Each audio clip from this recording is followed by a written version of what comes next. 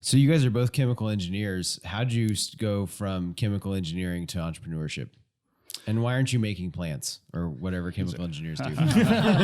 Well, I believe about half of chemical engineers end up leaving the field. It's a really good field to start with because it shows you have problem solving ability and blah, blah, blah. When I was in graduate school, I started going to graduate school for medical physics, meaning treating cancer patients with radiation. And I started playing poker at that time too. And so then I kind of developed a nice little bankroll playing poker. I'd always wanted to start a company. So then I started a company in the radiation oncology space with those poker funds, grew it, sold it. And then afterwards, really wanted to, once I saw both the challenges and also the opportunity in this space of creating business intelligence through surveys. And while it seems very simple, it's actually very complex and very hard to get all these little details correct.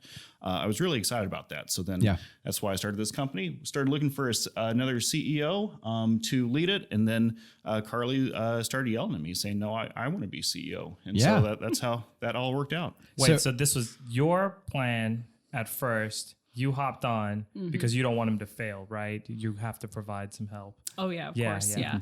I remember I asked to hop on, and I said, I think I could lead this as CEO. And he said, well, maybe the VP of sales to start, and then we'll lead up. And said, there's 0 employees. How can I start as the VP of sales?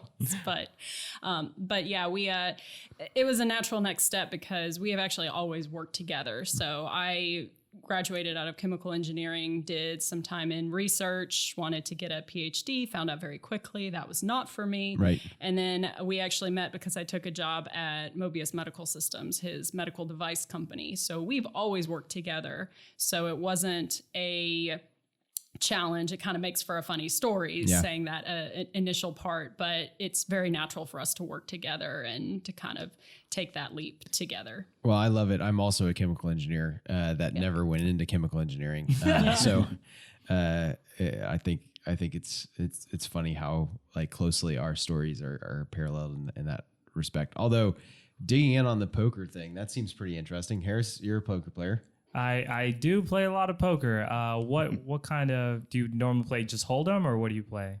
Hold'em and Pot Limit Omaha. Ah, yes. That's where I lose all my money. Yes. PLO. Yes. Yeah. No, but PLO. Build a bankroll in Hold'em and then lose it all in PLO. Yep. That's how it goes. That is a very common thing for people to do. And that's why you get on the PLO side, which is, it seems not much more complex because you have 4 cards instead of 2, but it's actually 8 times the complexity due to the combinations. Yeah.